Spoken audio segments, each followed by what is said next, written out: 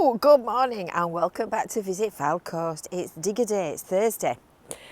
And this Thursday started with a bit of a twist. You might notice that I'm stood leaning on a walking stick. So what was going to be a walk up and down Rossall Prom to tell you all about what's happening with the road closure has turned into a static on the spot. So I can just show you where the marks are on the floor. So I've had a good start to Thursday. I've stuck a plastic bag to the top of the cooker because I caught the ring thing and turned it on, and Kevin came into the kitchen smelling burning. And then I went out at the back door, put my foot on this step, and my foot's just gone like that underneath me, and I've ended up flat on the floor outside. So I've got a bandage on and a great big graze on my knee. I can't remember when I last... Oh, I've got a bump as well. Look at that for a bump. I can't remember when I last had a graze on my knee. Calamity Jane, that's my middle name. Anyway, no calamities on the beach. No calamities on the beach today. It's just a simple story about the closure for the Little Dwarf Wall. So I'm going to tell you the story about it, and I'm going to show you exactly what they're doing. Make sure you've subscribed, and then you'll find out next time I've done something disastrous. I'm terrible, aren't I?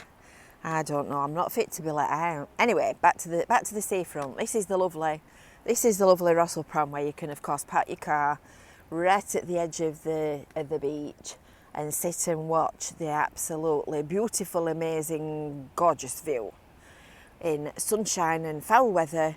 It's always a picture to watch. So you remember that the guys have already done, it's a good point to stick this, have already done the rock tow revetment that goes that way along the stretch of the beach. So that protects this wall from undermining and erosion, and it's lifted the level of the beach up. And next, the building groins that go that way, stone groins which join up to these rocks here. It's really handy, this, really handy. But the road closure is absolutely nothing to do with what's happening on the beach. It's everything to do with what's happening on this footpath. So the observant ones among you will have noticed a red line that's drawn on the floor, and this extends pretty much from the 5-bar gate, which is there right in front of us there with the sign on it, all the way past the car parking area to the other end. Let's just turn round. Let me just balance myself with my stick, and then I don't fall over again. I've had enough falls for one day. So it goes to the other end of the car parking area, just beyond the notice board and the seaside award flag, up there where there is another litter bin and another notice board right down there, look. And that's where this Little Dwarf Wall goes to, where the secondary seawall is to the east of the beach. So what they're doing is they're fencing off this footpath. So the whole of this footpath up to the edge of the curb at that side will be fenced off. And they're starting at this end, at the 5-bar gate, and doing about half of it first. So for the first period of time, you'll be able to come and park on what remaining spaces there are. So the guys are going to cut a channel.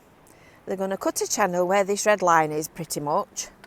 And then they're going to excavate this bit of tarmac, and they're going to drop a seawall in, a precast unit. So it's a little curved top precast seawall. And you can see just up there one of our Rossall Beach Group notice boards. So the notice boards will go on top of the wall. And when you sit down, you'll still, I'm sitting down now, I'm showing you the view.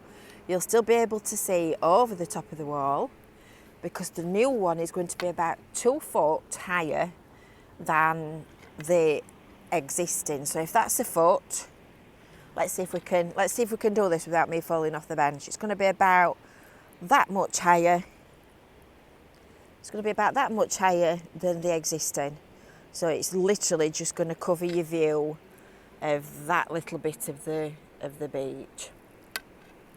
And that will look really, really smart. It will look really, really nice. It will finish it off. It will add a little bit of protection against the beach all ending up on the path every 5 seconds. It's going to have a curved top on it so that it's difficult to walk on, so that we've not got people sort of balancing on it. So that's what's happening. Beach access will be maintained wherever possible. And the benches are all going to be taken out. They're going to be taking them out on Monday the 4th of September. Take about a fortnight to remove them. They'll all be plotted because they're all memorial benches, as you can see from the name on it. This one is for Joyce and Harry Lever. So these memorial benches are all going to be stored at the compound at Jubilee Gardens, just at the side of the cafe down there. And then when they are put back, they'll be put back to accommodate for this extra width of wall, but in pretty much the same place. And I think that is the story of the road closure. So it's not as bad as it seems at first. Obviously, they're working in winter. They're going to have to lift these concrete units. They're going to use an excavator to lift them as opposed to a crane. But they've got to do all the work and the lifting in winter weather, so it's just a question of how kind the weather is. If it's perfect weather, they might get it done a little bit faster. So I hope you've enjoyed that rather random look at a road closure. And until next time, I will see you again. I'll try not to have any more catastrophes today. See you later. Bye for now.